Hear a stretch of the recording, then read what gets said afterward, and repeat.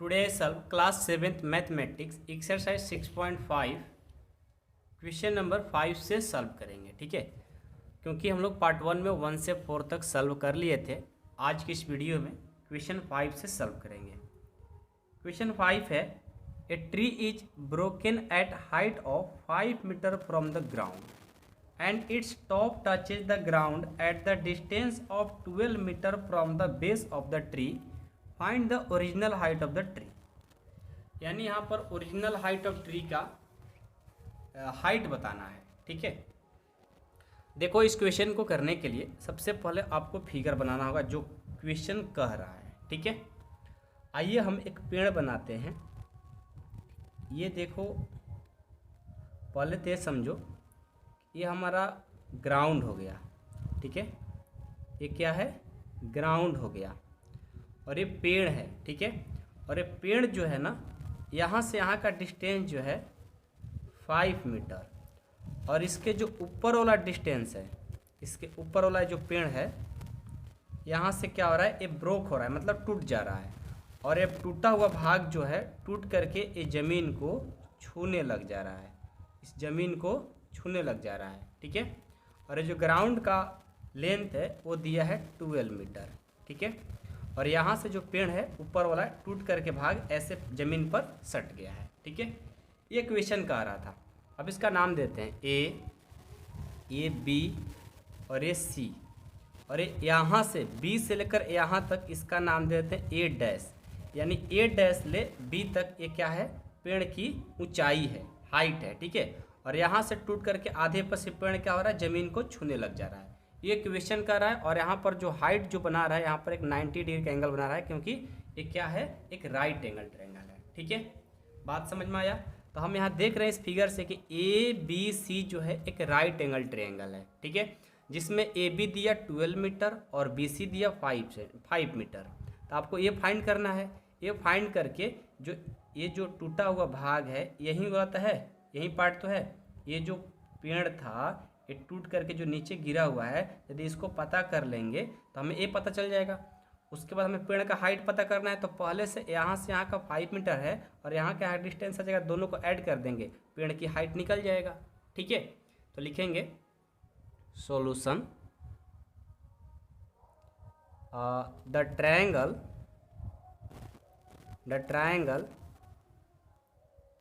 ABC, दिख रहा है सही ना, ABC is a right angle triangle, right angle triangle, right angle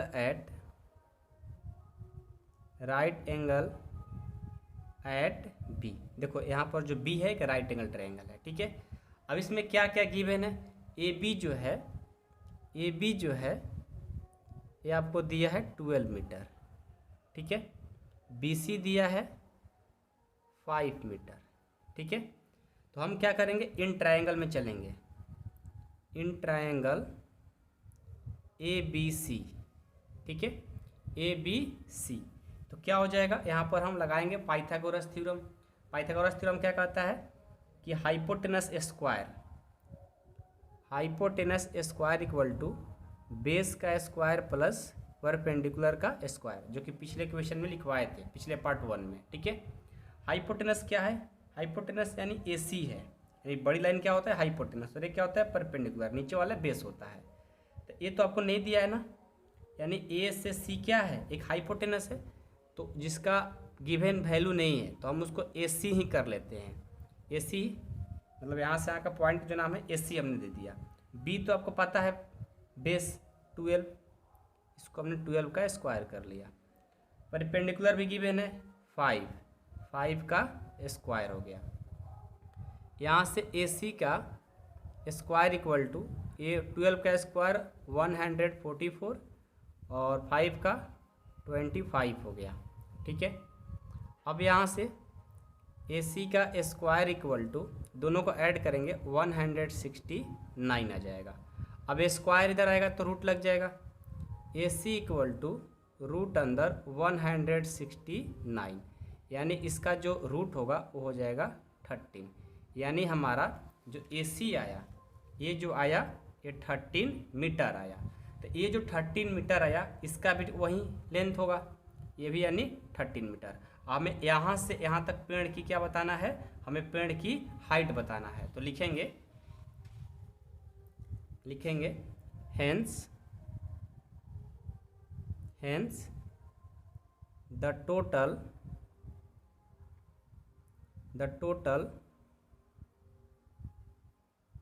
height of the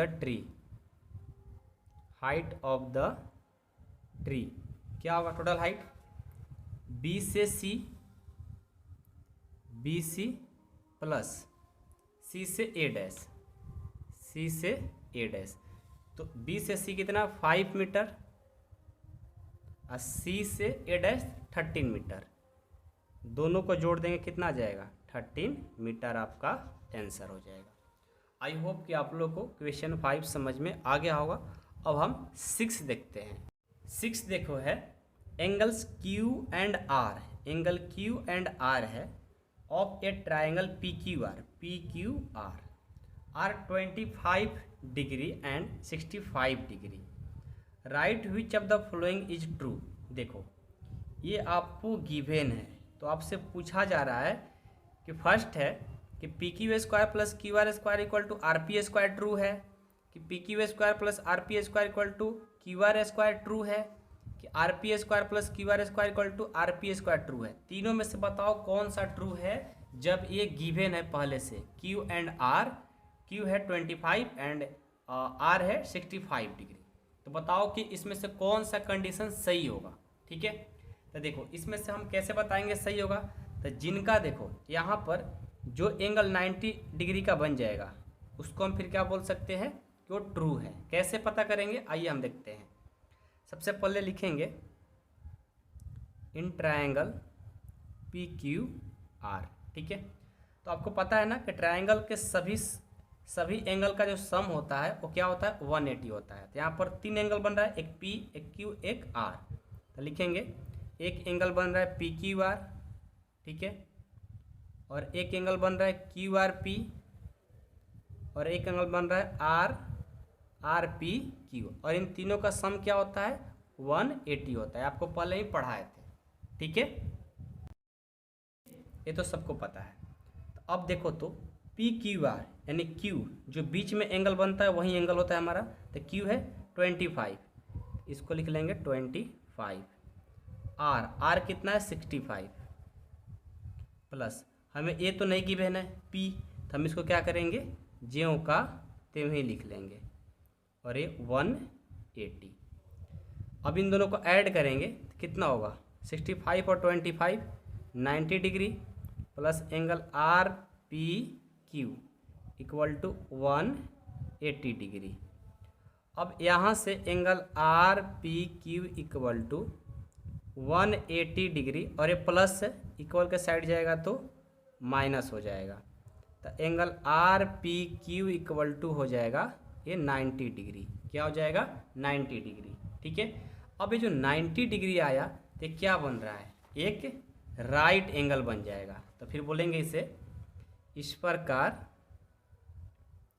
प्रकार ट्रायंगल PQR इज PQR नहीं RPQ is right angle triangle. ठीक है, अच्छा यहाँ पर इसका बात की जा रहा था ना कि ट्रायंगल PQR क्या है, तो PQR ही लिखेंगे PQR is right angle triangle, और इसमें राइट एंगल क्या होगा राइट एंगल एट कहाँ पे राइट एंगल एट कहाँ पर होगा P पर। तो लिखेंगे राइट एंगल एट P। ठीक है, तो अब देखो जब हमें पता चल गया कि ये हमारा 90 डिग्री हो जा रहा है तो फिर हम आराम से फाइंड कर लेंगे। कैसे, तो पाइथागोरस थ्योरम क्या कहता है h² equal to B² plus P²। h का वैल्यू क्या है, h क्या है इसमें देखो तो h आप किसको कहोगे, ये जो h है ये देखो सबसे बड़ी लाइन है ना। तो बड़ी लाइन को क्या बोलते हैं, देखो आपको पता होगा, जब आप 10th में जाओगे तो सारी बातें क्लियर होगी। जहाँ पर आपको ये एंगल बनाता है, ठीक उसके सामने वाला क्या होता है, हाइपोटेनस होता है। और ये दो क्या हो जाएगा, एक बेस और एक परपेंडिकुलर। यानी एंगल यहाँ पर बन रहा है ना, यहाँ पर एंगल बन रहा है, तो इसका हाइपोटेनस क्या होगा, ये वाला। इसके बारे में डिटेल 10th क्लास में पढ़ाई जाती है, लेकिन 7th क्लास में छोटा सा दे दिया है, तो कोई बात नहीं, आप सीख जाओ। आप इतना सीखो कि ये बड़ी लाइन है तो इसलिए हाइपोटेनस हो गया। आपको सर ये भी बड़ी हो सकती है, तो देखो यहाँ पर एंगल बन रहा है ना, तो एंगल के थ्रू यही हाइपोटेनस होता है, जो कि ये सब पढ़ाना पड़ता है हम लोग को 10th में। लेकिन अभी आप लोग काम आ गया, तो हम आपको भुलवा दे रहे हैं कि आप देखो बड़ा लाइन है इसलिए ये हाइपोटेनस बोला जा रहा है, लेकिन ये मतलब असली चीज़ नहीं है। इसको पढ़ने के लिए आगे अभी क्लास में आपको पढ़ाना होगा हम लोग को, ठीक है। तो कोई नहीं, आप इतना समझो कि जहाँ एंगल बनाएगा ठीक उसके सामने वाला हाइपोटेनस होता है, ठीक है। तो हाइपोटेनस क्या है, क्यू आर, तो लिख देंगे यहाँ से क्यू आर का स्क्वायर इक्वल टू बी, क्या हो जाएगा, बी किसको ले, पी आर को ले लो, पी आर को बी, तो पी आर का स्क्वायर, और पी किसको ले लो, इसको पी क्यू को, पी क्यू का स्क्वायर। देखो तो ये कहीं आ रहा है क्या ऐसा, यहाँ पर कौन सा आ रहा है, यहाँ पर कोई ट्रू हो रहा है, ऐसा कहाँ है, सेकेंड नंबर में। सेकेंड देखो P Q plus R P square equal to Q R square, Q R square equal to R P square plus P Q square, यही तो है पूरा। है देखो जो ट्रू होगा वो ऑप्शन नंबर कौन सा होगा, ऑप्शन सेकेंड इज ट्रू। सही से मिला लो। अभी मत कहना कि सर ये तो पहले लिखा है बाद में लिखा है, दोनों तरफ इधर लिखो चाहे उधर लिखो, बात एक ही है, दोनों इक्वल है, ठीक है। ऐसा हम आपको बताएं तो ये 10th क्लास में इसको डिटेल में पढ़ना होगा एंगल के बारे में, तो आप इधर टेंशन ना लेना, नहीं समझ में आएगा तो कोई बात नहीं, सब 10th में ही पढ़ना होता है। लेकिन क्या बुक में भी कभी कभी इधर उधर कर देता है, तो आप लोगों को दिक्कत आना पड़ता है, हमें पता है बात को, ठीक है। बट कोई नहीं, आप जितना सीखे उतना काफ़ी है, ठीक है। अब चलो 7 देखते हैं। 7 देखो बहुत ईजी है। Find the perimeter of the rectangle whose length is 40 centimetre and diagonals is 41 centimetre. तो पहले तो हम फिगर ही बनाएंगे एक रेक्टेंगल का। ये देखो हमारा रेक्टेंगल है, इसमें क्या है, पहले इसका नाम दे दो, ये P है, ये Q है, और ये R और ये S। PQ यानी हमारा जो लेंथ है, लेंथ क्या है 40 सेंटीमीटर, यानी ये 40 सेंटीमीटर, तो भी क्या होगा 40 होगा। ये जो डायगोनल्स है, ये डायगोनल्स ये दिया है आपका 41 सेंटीमीटर, ठीक है। तो आपको ये पता करना है, ठीक है, और साथ में पेरीमीटर भी फाइंड करना है, रेक्टेंगल का पेरीमीटर, ठीक है। रेक्टेंगल का पेरीमीटर भी फाइंड करना है, लेकिन आपको लेंथ और ब्रेथ रहेगा तभी तो निकाल पाओगे। तो हमें पहले क्या चाहिए, ब्रेथ।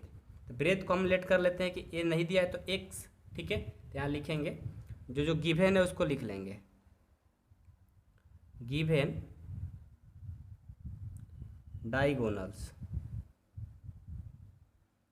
पी आर, पी से आर, पी आर कितना दिया है 41 सेंटीमीटर, ठीक है। इसका लेंथ क्या है, लेंथ है, लेंथ क्या है, पी क्यू कहो, पी क्यू कह दो, पी क्यू, पी क्यू जो है वो दिया है 40 सेंटीमीटर, और क्यू आर हमने लेट किया है, लिखेंगे let Q R equal to X, ठीक है। अब देखो तो यहाँ पर हम क्या करेंगे, अब हाइपोटेनस का फॉर्मूला यानी पाइथागोरस थ्योरम लगाएंगे। क्यों, क्योंकि यहाँ पर आपका ये हाइपोटेनस, ये लेंथ यानी परपेंडिकुलर और ये बेस आपको गिवन है। तो हम चलते हैं, लिखेंगे नाउ इन राइट एंगल है क्योंकि यहाँ पर 90 डिग्री का बन रहा है, right angle triangle P Q R, ठीक है। तो फॉर्मूला क्या कहता है पाइथागोरस कि H square equal to B square plus P square, ठीक है। एच कितना दिया है 41, तो ये हो जाएगा 41 का स्क्वायर, बी कितना है 40, तो 40 का स्क्वायर, और पी तो हमें नहीं पता है, तो पी को हमने क्या मान लिया एक्स, एक्स का स्क्वायर। ये देखो 41 का जब स्क्वायर करेंगे तो 1681 आता है, और इसको करेंगे तो 600 आ जाएगा, 1600, और ये एक्स स्क्वायर, ठीक है। अब यहाँ से क्या करेंगे, ये प्लस इधर जाएगा तो माइनस हो जाएगा, इक्वल टू एक्स स्क्वायर। इसको माइनस करेंगे 81 हो जाएगा इक्वल टू एक्स स्क्वायर। तो हम यहाँ से लिख सकते हैं कि एक्स स्क्वायर इक्वल टू 81। अब स्क्वायर इधर आएगा तो रूट लग जाएगा, तो रूट अंदर 81 यानी इसका आ जाएगा रूट 9। रूट 81 का रूट क्या होगा, 9 हो जाएगा, यानी x का जो वैल्यू होगा वो क्या होगा, 9 हो जाएगा। तो लिख देंगे therefore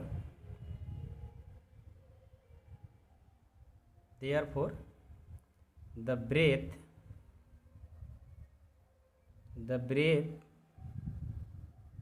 of the rectangle is 9 centimetre. ठीक है। अब आपसे बोला है कि find the perimeter of rectangle. अब इसका पेरीमीटर ऑफ रेक्टेंगल निकालना है, मेन क्वेश्चन तो यही है। तो लिखेंगे पेरीमीटर ऑफ रेक्टेंगल क्या होगा, formula 2 into L plus B होता है, लंबाई प्लस चौड़ाई, यानी लेंथ प्लस ब्रेथ होता है। तो 2 का 2, लेंथ आपका देखो 40 तो पहले से ही दिया है, ब्रेथ हमने 9 लाया, तो 2 का 2 और ये 49, इन दोनों को मल्टीपल कर देंगे। 49 से और 2 से करेंगे तो ये हो जाएगा 98 सेंटीमीटर। ठीक है, तो ये हमारा आंसर हो गया। लास्ट में लिख देंगे hence the perimeter of rectangle 98 centimetre. ठीक है, आई होप कि आप लोग को 7 भी कंप्लीट हो गया होगा। अब एक लास्ट है 8, उसको देखते हैं। 8 क्वेश्चन जो है 7 के जैसा है, बस वहाँ पर रेक्टेंगल था, यहाँ पर रोम्बस है। ठीक है, find the diagonals of the rhombus, major 16 centimetre and the 30 centimetre, find the perimeter. इसका भी पेरीमीटर ही फाइंड करना है। तो सबसे पहले हम एक डायगोनल्स बनाते हैं। ठीक है, ये देखो, और डायगोनल्स नहीं, एक रोम्बस बनाते हैं जिसका नाम ए बी सी और डी दे दिए। इसमें 2 डायगोनल्स है, एक 16 मीटर एक 30 मीटर। तो ये देखो, इसको हमने मान लेट कर लिया कि 16 मीटर है और ये 30। ठीक है, ये 16 और ये 30। ठीक है, तो हम क्या करेंगे कि हम तो किसी एक ट्रायंगल में चलेंगे तभी हम किसी को कुछ भी बता पाएंगे। ठीक है, तो पहले हम क्या करेंगे, हमें ये निकालना है। तो यहाँ पर देखो, ये जो डायगोनल्स है, ये डायगोनल्स 2 डायगोनल्स बनने से ये 2 भागों में कट जा रहा है, यानी ये पूरा 16 है तो ये क्या क्या होगा, ये 8 होगा, ये भी 8 होगा। ये 30 है तो ये 15 और ये 15 बढ़ जाएगा 2 भागों में। ठीक है, आधा आधा हो जाएगा। तो पहले तो लिखेंगे गिवन डायगोनल्स, AC कितना दिया है, AC दिया है 30 सेंटीमीटर एंड DB दिया है हमारा 16 सेंटीमीटर।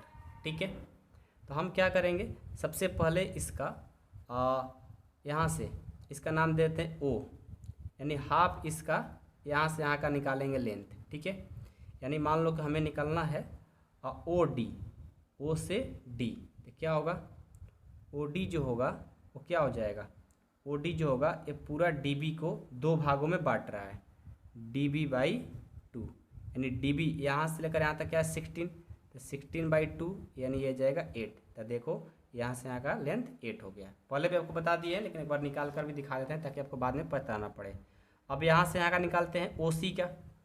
OC के लिए क्या होगा, पूरा AC में 2 से डिवाइड कर देगा, AC/2, AC दिया है 30/2, ये हो गया 15।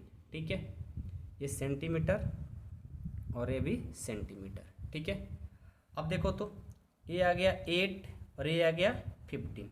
ठीक है, तो अब ये और ये पता है तो इसको निकालना है, तो कहाँ पर चलेंगे, वहीं हम अपना कहाँ पर, ये चलेंगे हाइपोटेनस यानी पाइथागोरस थ्योरम से। ठीक है, लिखेंगे now in right angle triangle किस में, DOC में चलेंगे, DOC। तो फार्मूला क्या होता है, h² equal to B² plus P²। ये देखो, ये हो गया हाइपोटेनस, क्योंकि यहाँ पर एंगल बना रहता है, सामने वाला हाइपोटेनस होता है। तो DC, यानी DC तो हमें पता नहीं है, तो हम एच स्क्वायर ही रखेंगे, ठीक है। और बी तो हमें पता है 8 का स्क्वायर यानी 8 का स्क्वायर, और पी है 15, तो 15 का स्क्वायर हो जाएगा, ठीक है। यहाँ से देखो एच स्क्वायर इक्वल टू 64 और 225, यहाँ पर बीच में इक्वल का साइन है तो इम्प्लाइड का साइन देना नेसेसरी है, ठीक है। एच स्क्वायर इक्वल टू ए हो जाएगा 289, दोनों को ऐड करेंगे 289। अब एच इक्वल टू, इस पर स्क्वायर है तो रूट लग जाएगा 289, और इसका रूट करोगे तो कितना आएगा 17 आएगा, यानी एच का जो वैल्यू आया वो 70 सेंटीमीटर। एच क्या है, एच का जो नाम है डीसी है, यानी डीसी इक्वल टू कितना आ गया 17 सेंटीमीटर, ठीक है। यहाँ से लिख दो 17। आपको क्या बोला है, इसका पेरीमीटर निकालना है रोम्बस का, तो पेरीमीटर ऑफ रोम्बस क्या होता है 4 इंटू साइड, तो कर देंगे, लिख देंगे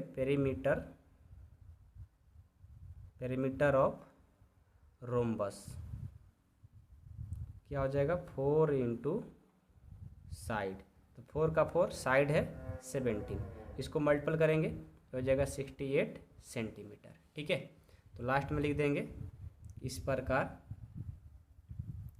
द